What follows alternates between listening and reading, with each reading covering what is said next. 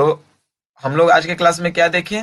Law of constant या definite proportion, जो JL Proust के द्वारा दिया गया था 1799 में। इस लॉ में क्या बताता है कि जो भी सबस्टांस का कॉम्पोजिशन होता है, यानी कोई भी सबस्टांस मिलता है, तो किसके through? With the help of mass. ठीक है। इस लॉ का मेन स्टेटमेंट क्या है? तो इस लॉ का मेन स्टेटमेंट मैंने यही बता रखा था कि कोई भी केमिकल कंपाउंड बनेगा, या तो वो सेम एलिमेंट या तो फिर डिफरेंट एलिमेंट के कंबाइन होने के कारण बनेगा, और उसमें जो भी एलिमेंट का रेशियो आएगा, अगर कोई कंपाउंड बना उसमें जो भी एलिमेंट का रेशियो आएगा वो फिक्स्ड आता है। और फिक्स्ड किसके थ्रू आएगा? With the help of mass के थ्रू। हमको इस लॉ में ये नहीं जानना है कि वो बना कहाँ से या उसका सोर्स क्या है।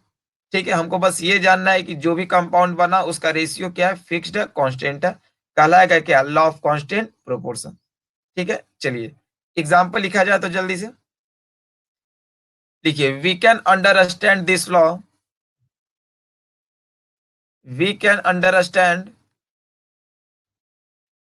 we can understand this law with the help of following example. We can understand this law we can understand this law with the help of following example. हो गया?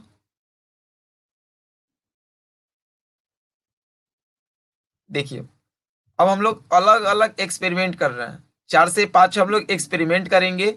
उस अलग अलग एक्सपेरिमेंट में हम लोग ये देखेंगे कि कार्बन डाइऑक्साइड गैस का फॉर्मेशन हो रहा है। ठीक है, तो चलिए फर्स्ट रिएक्शन लिखिए आप लोग। By the heating of lime stone. First reaction लिखेंगे आप लोग, by the heating of lime stone.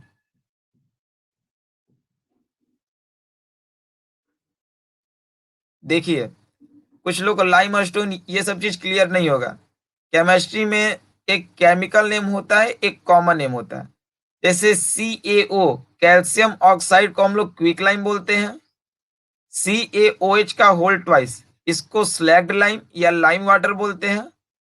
CaCO3, इसको लाइम स्टोन या फिर हम लोग मार्बल बोलते हैं।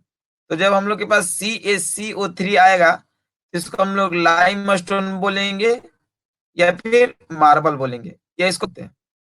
तो जब हम लोग CaCO3 कैल्शियम कार्बोनेट को हीट करेंगे तो लिखेंगे कैसे? CaCO3 कैटलिस्ट, एरो का साइन देंगे, ऊपर ट्रायंगल। ट्रायंगल का मतलब हीट होता है केमिस्ट्री में। हीट करेंगे तो रिएक्शन प्रोसीड करने का तरीका सीखिए। अगर आपके पास रिएक्टेंट में CO3 है तो टूट के प्रोडक्ट में CO2 गैस बनाएगा। तो जब CO2 बनाया तो आपके पास रिएक्टेंट में CO3 था, CO2 बन गया, एक O बच गया, एक Ca बचा, तो दोनों कंपाउंड बनेगा तो Ca का भी वैलेंसी 2, O का भी वैलेंसी 2, 2 2 कट गया, यानी प्रोडक्ट जो बनेगा CaO प्लस CO2 बनेगा। ठीक है, यानी इसका रिएक्शन आप लोग कैसे लिखिएगा? तो नीचे लिखेंगे CaCO3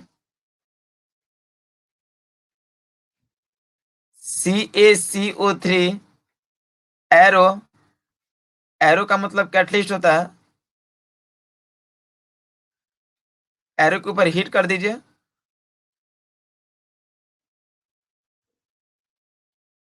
क्या बन जाएगा?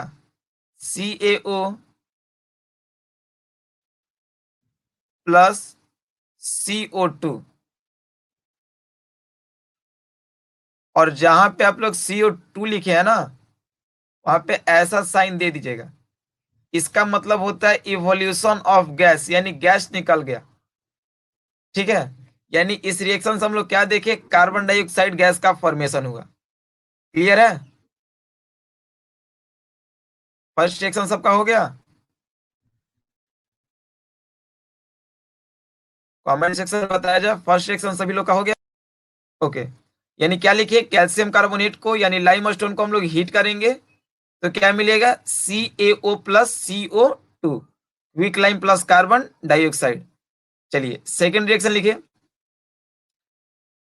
Bye respiration process, by respiration process,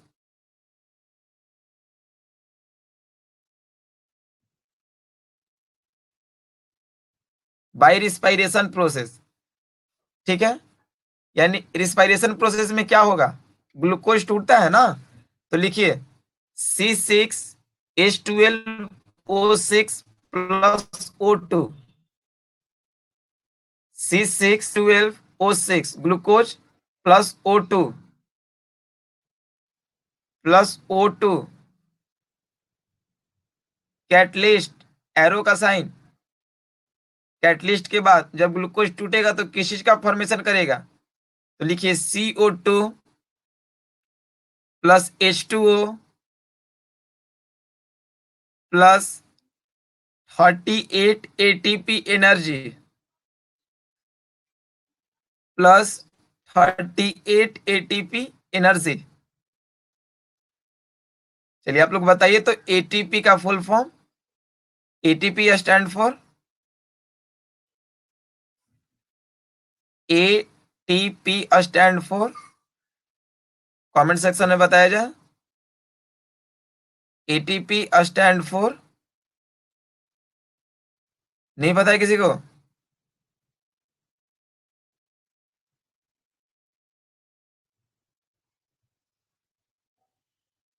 okay, adenosine try phosphate, clear है? ओके, तो ये रिस्पायरेशन प्रोसेस आपको क्लियर है। ग्लूकोज था C6H12O6, रिएक्शन हुआ किसके साथ, O2 के साथ। तो जब रिएक्शन हुआ कैटलिस्ट के बाद क्या मिला, CO2 plus H2O plus 38 ATP energy.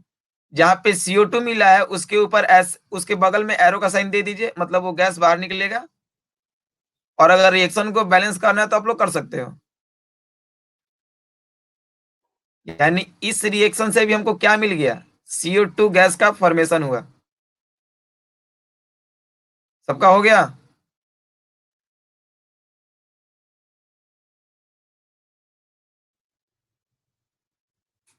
ये सबका हुआ?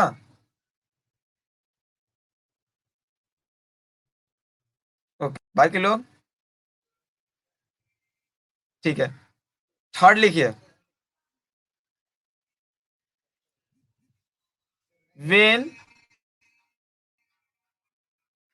वेन कोल, कोल कार्बन के फॉर्म में होता है। When coal react with oxygen, when coal react with oxygen in the presence of heat, when coal react with oxygen in the presence of heat,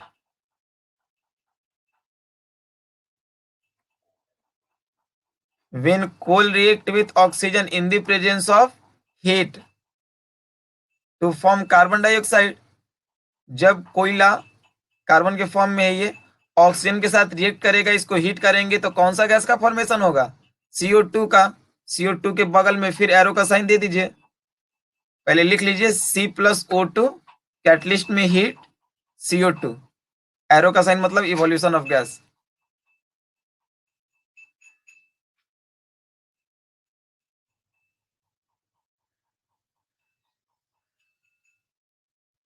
हो गया? अगला लिखिए,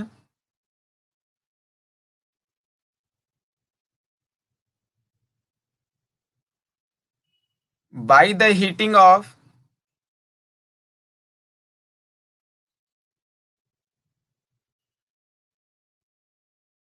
by the heating of sodium carbonate, by the heating of sodium carbonate,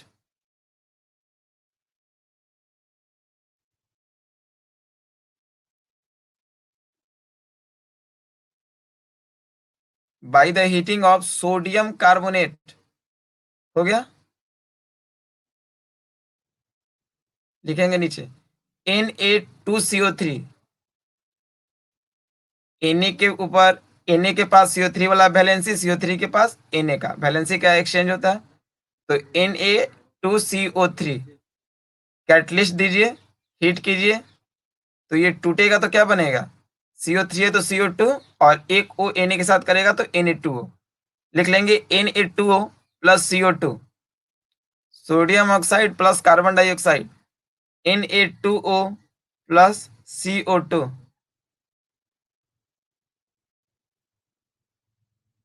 Na2O plus CO2 हो गया। यानी हम लोग अलग अलग एक्सपेरिमेंट लिए और सभी एक्सपेरिमेंट में क्या देखें कि कार्बन डाइऑक्साइड मिला। तो जब कार्बन डाइऑक्साइड मिला तो हमको ये थोड़ी जानना है कि ये कहाँ से मिला, या इसका प्रिपरेशन मेथड क्या है, या ये इसका सोर्स क्या है। हमको बस ये जानना है कि मिला क्या, कार्बन और ऑक्सीजन, ये दो एलिमेंट कंबाइन किया तो कार्बन डाइऑक्साइड बना। और जब मास के थ्रू इसका रेशियो हम लोग निकालेंगे तो CO2 का निकाल ले लीजिए ना। सी अगर O2 है आपके पास, अगर इसका आप जैसे सिंपली देखो यहाँ पे, अगर आप CO2 का रेशियो निकालिएगा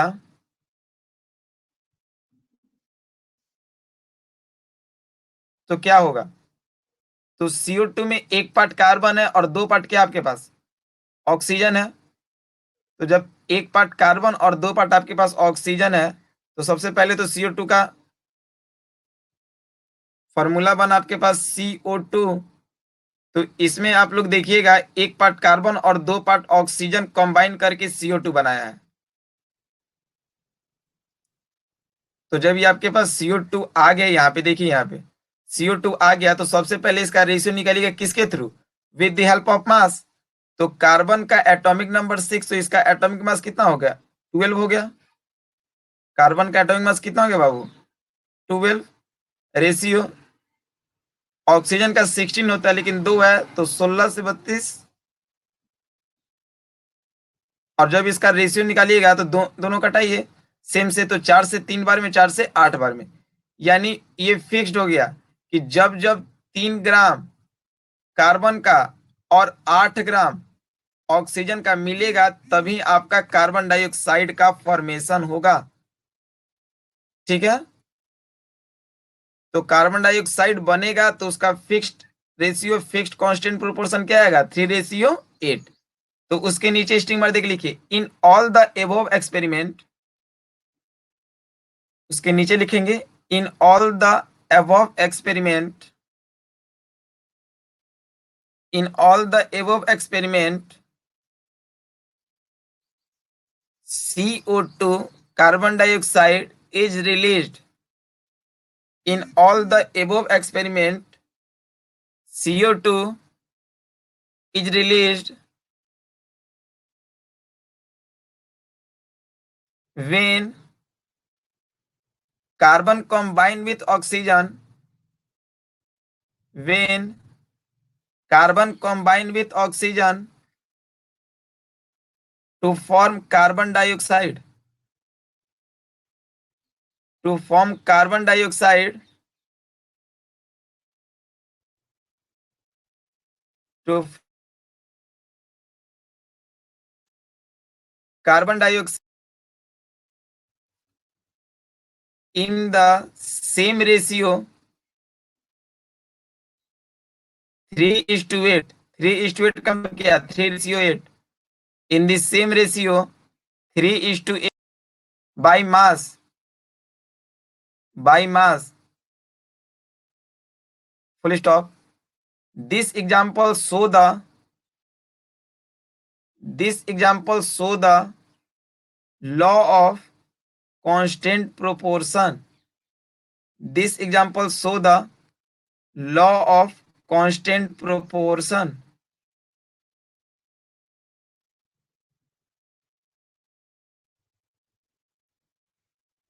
नीचे लिखिए एक्सेप्शनल, बताया था ना कहाँ पे ये law of constant proportion fail करेगा, तो कल तो हम लोग इसके बारे में जिक्र कर लिए थे। तो लिखिए एक्सेप्शनल।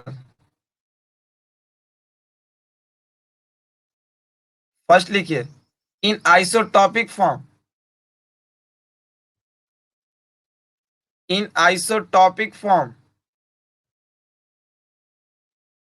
जब आइसोटॉपिक फॉर्म होगा तब, क्योंकि आइसोटॉप्स में same atomic number but different mass number होता है तो उस केस में प्रोपोर्शन चेंज कर जाएगा, आइसोटॉपिक फॉर्म। और सेकंड लिखिए नॉन स्टाइचियोमेट्रिक कंपाउंड, नॉन स्टाइचियोमेट्रिक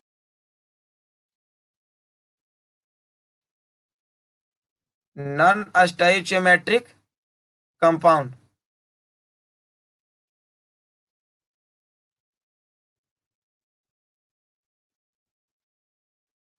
हो गया।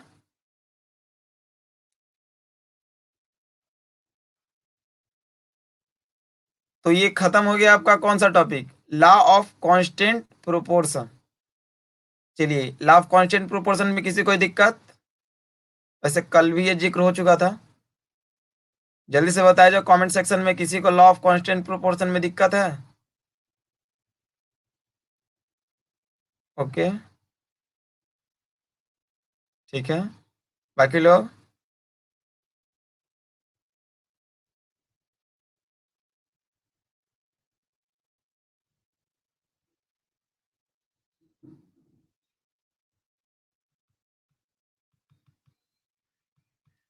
चलिए ठीक है। तो अब हम लोग अगला टॉपिक देखेंगे जिसका नाम है law of reciprocal, sorry law of multiple, इसके बाद देखेंगे वो लॉ ऑफ मल्टीपल प्रोपोर्शन। इसको समझिएगा, इसको थोड़ा सा बेहतर ढंग से पहले समझिएगा, ठीक है, क्योंकि थोड़ा सा इसमें ज्यादा समझना है। लॉ ऑफ मल्टीपल प्रोपोर्शन, पहले इसको लिखिए आप लोग, पहले इसको लिखिए, फिर इसको इसको समझाते हैं। जल्दी से इसको लिखिए पहले, लॉ ऑफ मल्टीपल प्रोपोर्शन।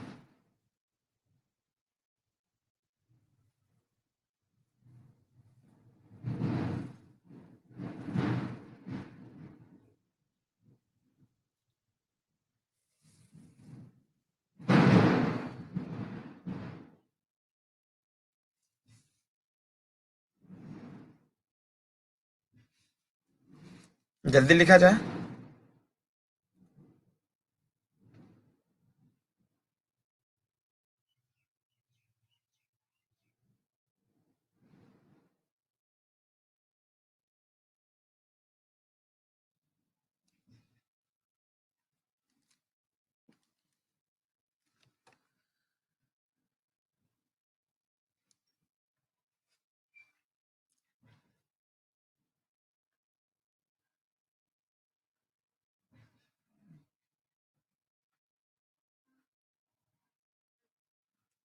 हो गया।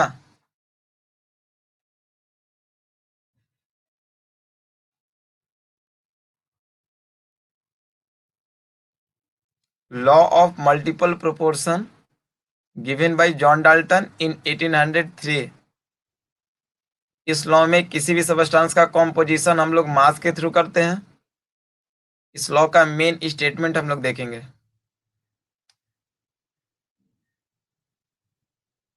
सब लोग राइट डाउन कर लिए? Please reply fast.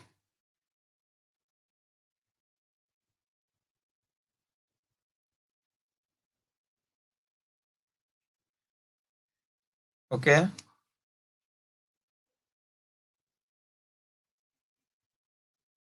ओके। बाकी लोग? ठीक है।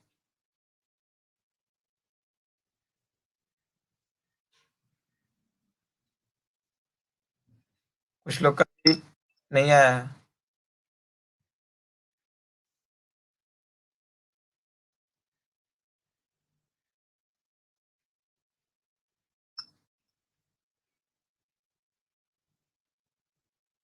चलिए, कुछ लोग को combine to same mass of other element. नीचे वाला जो लोग मोबाइल से देखते होंगे उनका कट जाता होगा। देखिए, combine to same mass of other element, combine to same mass of other element, they bear a simple whole number।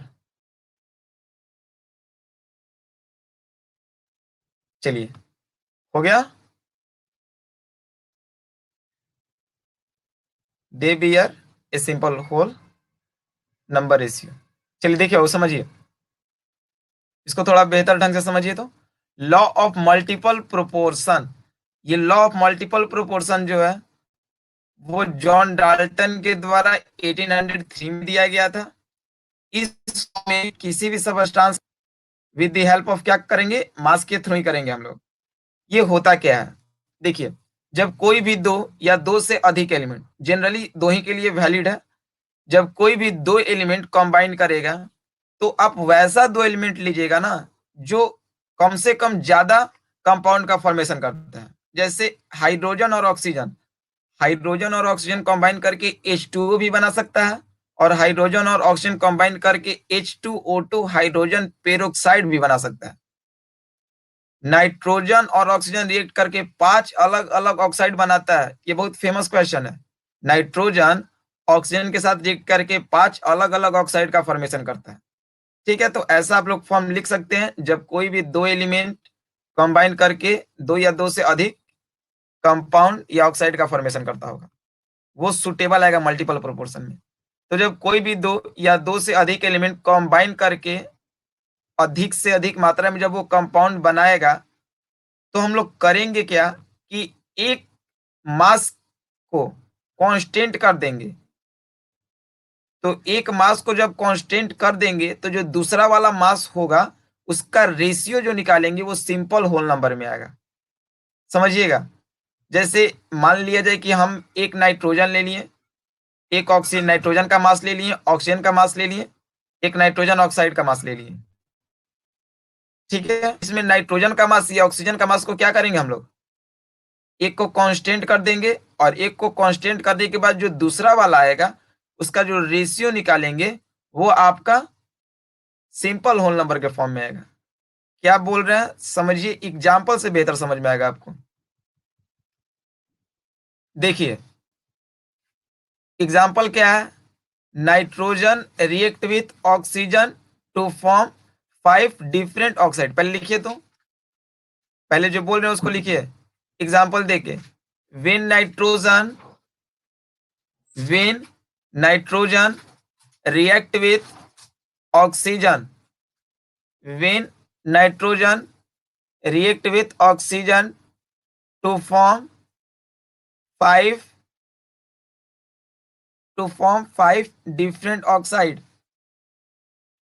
when nitrogen react with oxygen to form 5 different oxide।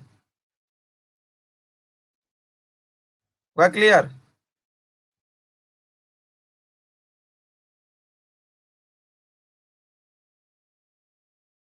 क्या समझ में आया बाबू, कि जब नाइट्रोजन ऑक्सीजन के साथ react करेगा तो 5 अलग अलग ऑक्साइड बनाएगा। चलिए समझिए, वो ऑक्साइड क्या है, पहला N2O, नाइट्रोजन ऑक्सीजन का कंबाइन है, NO, N2O3, N2O4, N2O5, यानी नाइट्रोजन ऑक्सीजन के साथ रिएक्ट करके ये 5 अलग अलग ऑक्साइड बनाया। इसमें नाइट्रोजन का वेट निकाल लीजिए, ऑक्सीजन का वेट अलग से निकाल लीजिए। तो नाइट्रोजन 2 है तो 14 इंटू 2 28, नाइट्रोजन 1 है तो 14 ग्राम, नाइट्रोजन 2 है 28 ग्राम, नाइट्रोजन 2 है ये भी 28, नाइट्रोजन 2 है ये भी 28। ऑक्सीजन का निकालिए, ये 1 है तो 16, ये भी 1 है 16, 3 है 16 इंटू 3 48, ये 4 है 16 इंटू 4 64, ये 5 है 16 इंटू 5 80। हम क्या बोले कि इसमें एक एलिमेंट का जो मास है उसको आप कांस्टेंट कर दीजिए, फिक्स्ड कर दीजिए। तो इसमें लगभग आपका फिक्स्ड है 28 28 28 है, ये 14 है, तो सबको हम लोग 28 पे फिक्स किए हैं, तो इस 14 को भी क्या मान लेंगे 28। समझिएगा, तो जब इस 14 को हम लोग 28 मान लेंगे तो इसको हम लोग दुगना किए तो 16 को भी क्या मानना पड़ेगा 32 ही ना, क्योंकि सबको हम 28 ग्राम पे फिक्स कर रहे हैं, कांस्टेंट कर रहे हैं। तो ये इसको 28, ये भी 28, ये 28, ये 28, तो इस 14 को जब 28 मानेंगे तो इस 16 को क्या मान लेंगे 32। तो एक एलिमेंट के मास को हम लोग फिक्स कर देंगे, तो अगला एलिमेंट जो आएगा, जो रेस्ट बचा था, उसका आप ये निकाल लीजिए रेशियो, तो सिंपल होल नंबर में आएगा 16:32:48:64:64:80। सब कट जाएगा ना, 1:2:3:4:5। तो यही तो कहलाता है क्या, law of constant, sorry law of multiple proportion. कोई दिक्कत? यही आपका टॉपिक क्या है, लॉ ऑफ मल्टीपल प्रोपोर्शन। आगे सबको समझ में?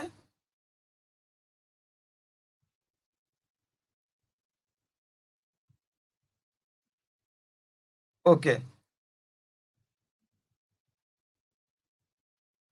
तो यही आपका लॉ ऑफ मल्टीपल प्रोपोर्शन है। ये आया कैसे, तो आप लोग यहाँ पे देख रहे हैं, क्योंकि जब रेशियो हम लोग निकाले ना, एक वाले एलिमेंट के मास को जब फिक्स्ड किए थे, तो क्या निकाले, ratio of weight of oxygen. Oxygen का वेट कंबाइन किया है कितने से, एक फिक्स ग्राम ऑफ नाइट्रोजन, कितना लिए, 28 ग्राम। तो रेशियो क्या आया, 12 ग्राम। 16, ऑक्सीजन कितना है, 16 ग्राम। 32, और 16:32:48:64:80। तो देखिए सबको अगर हम लोग कटाएंगे, तो सिंपली आपका 1:2:3:4:5 आएगा। तो सिंपली होल नंबर में आया, तो यही कहलाएगा आपका लॉ ऑफ मल्टीपल प्रोपोर्शन। सब लोग को क्लियर हुआ है कि नहीं?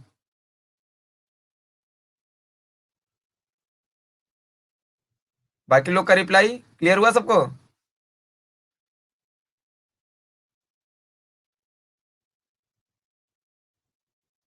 ओके, चलिए बाकी लोग इसको उतारिए तो जल्दी से, ये वाला पार्ट पहले उतारिए।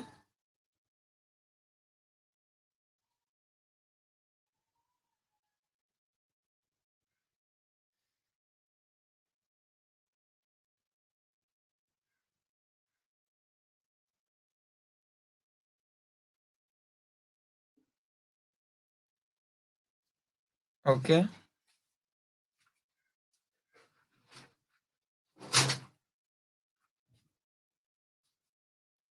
बाकी लोग कीजिए।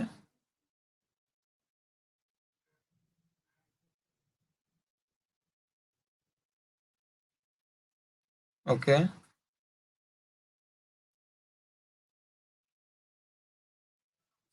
ओके बाबू, कोई भी दिक्कत होगा कमेंट सेक्शन में बोल देंगे, ठीक है?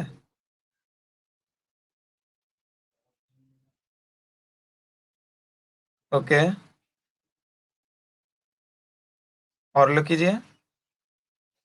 ठीक है, अब इसको लिखने के बाद ये वाला चीज लिख लीजिए तो आप लोग, ये वाला, कि ratio of weight of oxygen,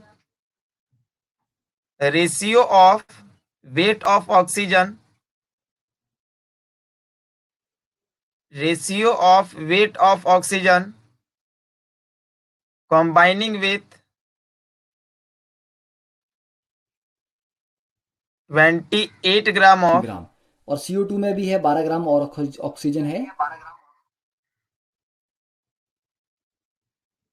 combining with 28 gram of nitrogen. तो जो ऑक्सीजन वाला था उसका रेशियो लिखिए, 16:32:48:64:80, और वो सारा कट जा रहा है 16 के टेबल से, तो 1:2:3:4:5। तो जो अगला वाला आया, उसका जो रेशियो है वो सिंपल होल नंबर में आ गया ना। बस यही डाटा शो करता है लॉ ऑफ मल्टीपल प्रोपोर्शन को। सबका हो गया? चलिए अब हम एक लेक्चर वीडियो के माध्यम से देख लेते हैं, समझ लेते हैं। बाकी कोई दिक्कत होगा अगेन फिर बोलेंगे। ऑक्सीजन है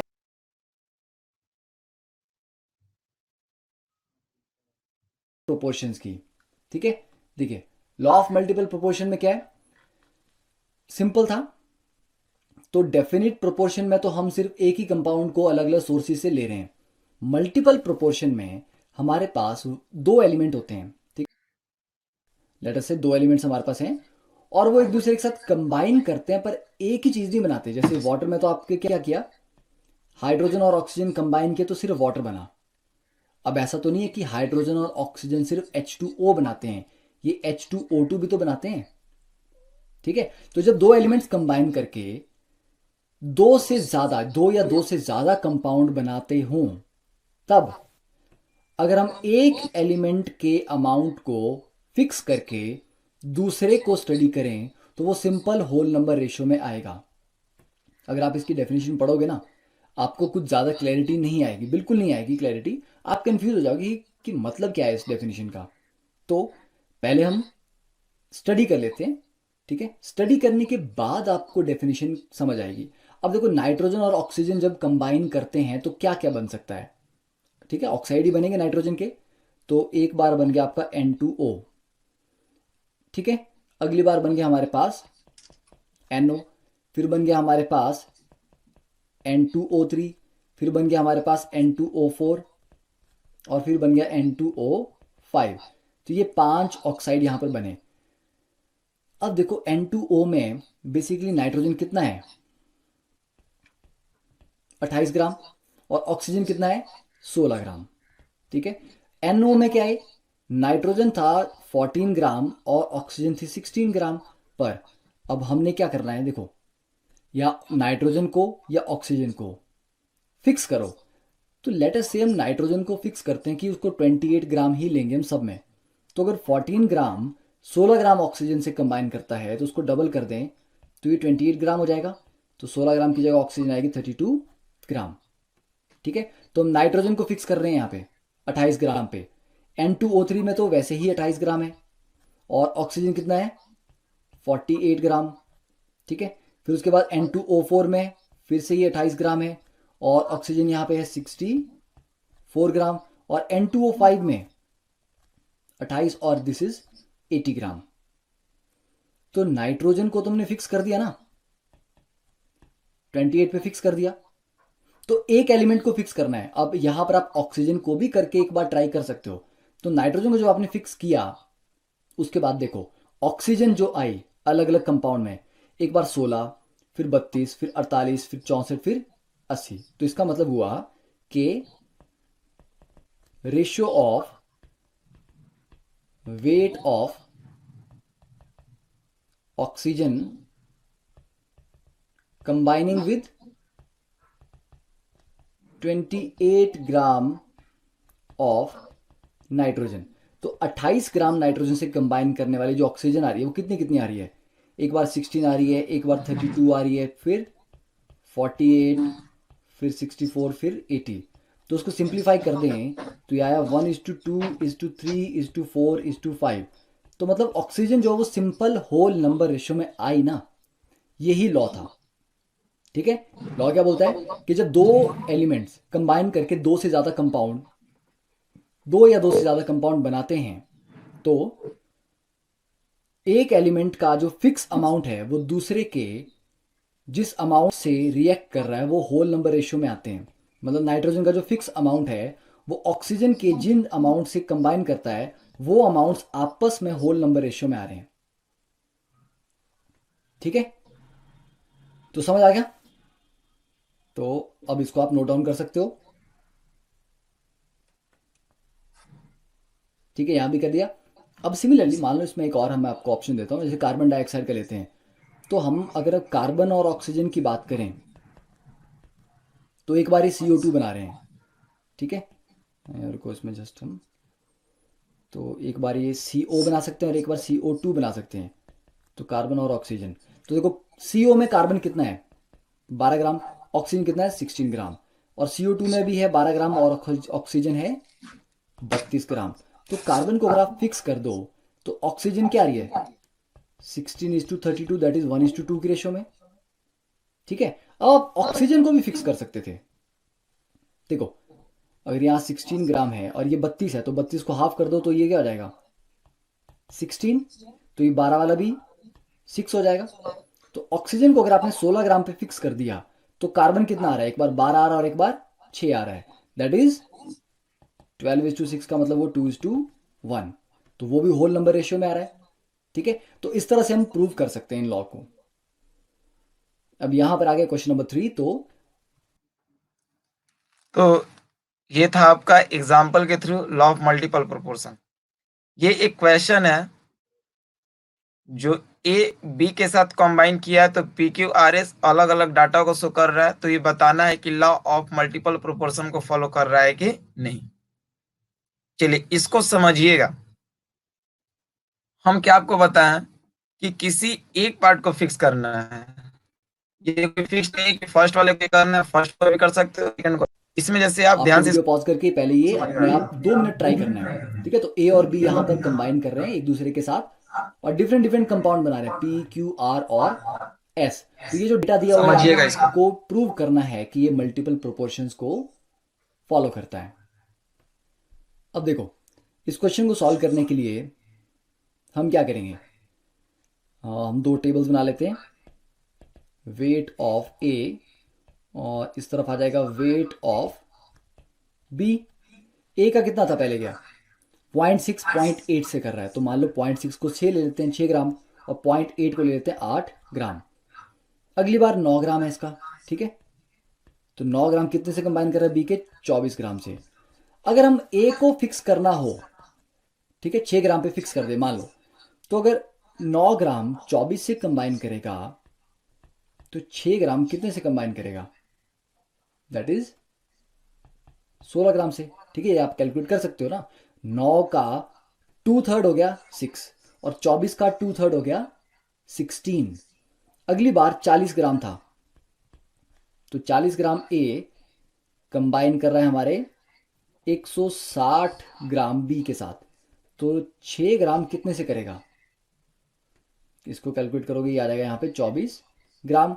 अगली बार 18 ग्राम है, ठीक है, 18 ग्राम कंबाइन कर रहा है 93.6 ग्राम से, तो 6 ग्राम, तो 18 से 6 का मतलब वो 1/3, तो 93.6 का 1/3 हो गया 31.2, दैट इज अप्रॉक्सीमेटली 32 ग्राम।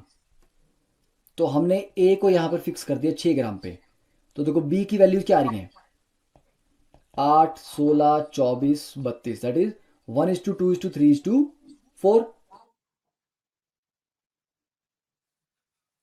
देखिए कुछ लोग को यहाँ पे दिक्कत ये हुआ होगा कि कैसे हम ये वैल्यू लिख दिए। देखिए सबसे पहले तो जो मैंने डाटा दिया था ए और बी का, जो जो था मैंने पहले उसको, तो हम क्या कर रहे हैं कि 6 ग्राम पे उसको फिक्स कर रहे हैं।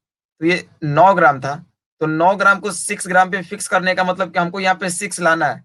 तो हम इस 9 ग्राम में 2/3 से मल्टीप्लाई कर रहे हैं। जब 2/3 से करेंगे तो 3 से 9, 3 बार में 3 2 जा 6। जब इसको 2/3 कर रहे हैं तो इसको भी क्या करेंगे 2/3, तो 24 इंटू 2/3, तो 3 से 24 8 बार में और 8 2 जा 16 हो गया, क्योंकि 6 ही ग्राम पे फिक्स करना है। अब ये थर्ड आपका 40 ग्राम है, लाना है हमको 6 ग्राम, करेंगे क्या, तो ये सोचना पड़ेगा आप लोग को। इसको हम मल्टीप्लाई कर रहे हैं 3/20 से, क्योंकि हमको 6 ही लाना है। तो अगर हम 3/20 से करते हैं तो 20 से 40 दो बार में और 3 2 जा 6 आ गया। तो यहाँ पे 3/20 से मल्टीप्लाई करना पड़ा 6 लाने के लिए। तो यहाँ पे भी कितना से करेंगे 3/20 से, तो जब 3/20 से करेंगे तो 1 से 1 0, 2 से 8 बार में और 8 3 जा 24 आ गया ना। अब 18 है तो 18 का 6 1/3 आता है, तो 93.6 का 1/3 31.2 आएगा, यानी अप्रोक्स कितना आया 32। तो एक वेट को हम क्या किए कांस्टेंट किए, एक वेट को, वेट ऑफ ए वाले सारे पार्ट्स को फिक्स्ड किए, तो रेशियो क्या आया 8:16:24:32। तो इसका सिंपल होल नंबर आ जाएगा ना 1:2:3:4। क्लियर है, सभी लोग को क्लियर है,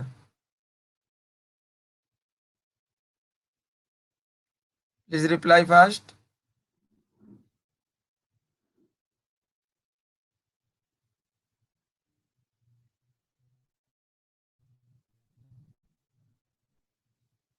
ओके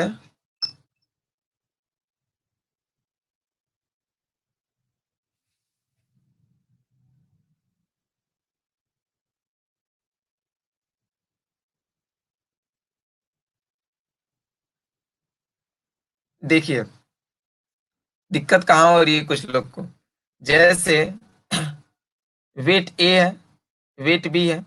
वेट ए का जो जो मास दिया था हम लिख लिए 6 ग्राम, 9 ग्राम, 40 ग्राम, 18 ग्राम।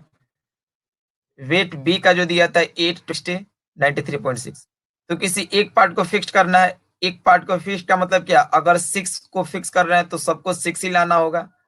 तो ये 9 है, हमको 6 लाना है, तो इसमें क्या किया जाए कि 6 आएगा। तो हम देख रहे हैं रफली कि अगर 2/3 से मल्टीप्लाई कर रहे हैं तो 3 से 9 3 बार में 3 2 जा 6 आ गया। तो यहाँ पे हम लोग क्या किए, 2/3 से मल्टीप्लाई किए, तो इसको भी 2/3 से करेंगे, तो 24 इंटू 2/3, तो 3 से 24 8 बार में 8 2 जा 16। क्लियर है? अब हम लोग सेम कंडीशन उसी के लिए फिर देखेंगे कि यहाँ पे मेरा 40 ग्राम है, हमको तो लाना है 6 ग्राम, क्योंकि हमको 6 पे सबको फिक्स करना है। तो 6 लाने के लिए हम लोग क्या करेंगे, वैसा कुछ सोचिए कि ताकि 6 आ जाए। तो हम सोच रहे हैं कि इसको 2 बार में कटा दिया जाए और बगल में 3 रख दिया जाए, 3 दूनी 6 हो जाएगा। तो हम इसको 3/20 से मल्टीप्लाई कर रहे हैं। तो जब 3/20 से करेंगे तो 20 से 42 बार में, और 2 3 जा 6, तो 3/20 से हुआ। तो इसको भी हम लोग कितना करेंगे, 3/20, तो 160 इंटू 3/20 करते हैं, तो 10 से 10, 2 से 16 8 बार में, और 8 3 जा 24। ठीक है, फिर 18 को अगर 6 करेंगे तो 18 का 1/3 हो गया, यानी 1/3 से डिवाइड कर दिए। तो इसको भी 1/3 से डिवाइड कीजिएगा, तो लगभग 31.2 आया। अप्रोक्स कितना आ जाएगा, 32। तो एक पार्ट 6 वाले को फिक्स किए, तो क्या आया मेरे पास, 8 16 24 32। तो इसका जब रेशियो निकालिएगा तो 1:2:3:4, क्योंकि सारा 8 से कट जाएगा। अब क्लियर हुआ?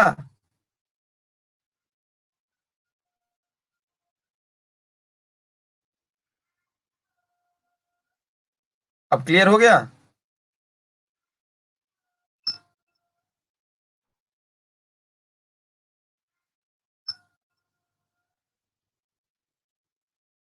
चलिए ठीक है, ओके। तो अब हम लोग आगे करते हैं नेक्स्ट क्लासेस में। ठीक है, यही तक था मेरा, कल हम लोग पढ़ेंगे अगला टॉपिक। क्लियर है? तो ओके, बाय, टेक केयर।